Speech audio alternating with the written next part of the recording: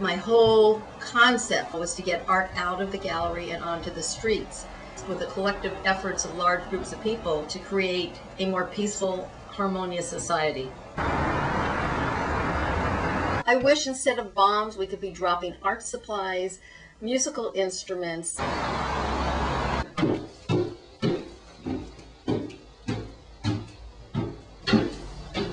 I was married and got divorced.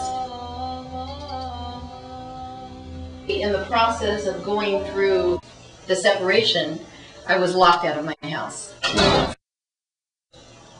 And it was in that period when I was locked out of my house that I really came to terms with that if it wasn't for me having family, I'd be just like the homeless on the streets.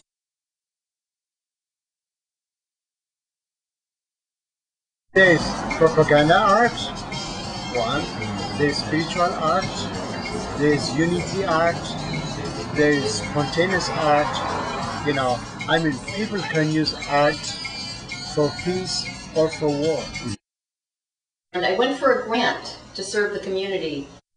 Yeah, I did workshops downtown on Skid Row. And these are some of them. And I did it to make statements about homelessness. There was an LA festival going on, and there were tour buses going through LA. The tour buses stopped, and we just were, they just saw us walking up and down the steps. We did like a performance. And then what I did is I created portable wearable shelters, and I gave those out. And then I just got the support of the homeless. Trying to make it look like urban downtown. I went to Ted Hayes, who was living in a shelter in a church, who actually went on, he created Tent City and actually went on to run for mayor of LA. He didn't make it. So I went in his car with 4 other men. They were all black. And I'm in his car and he's driving and they stop the car and they look at me and they go, "How can we trust you? How do we know you're not going to exploit us?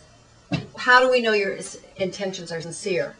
And I looked at him and said, "Well, I was locked out of my house by my husband and they gave me a high five. And every single one of them had been locked out of their house by their wife." So what I did is I took the concept of working with home, from going from homeless on the street in Los Angeles to dealing with populations that were homeless in Israel. First trip to Israel, I was working with Bedouins. I was working with the theme of home. The Bedouins are citizens of Israel. They're allowed to vote. They're the nomadic tribes that live in the Negev. Kids for Peace evolved out of this project. This is an image of, done in a Bedouin village where I asked them to draw home, and what they drew was the Palestinian flag and the Israeli flag side by side with the big word peace.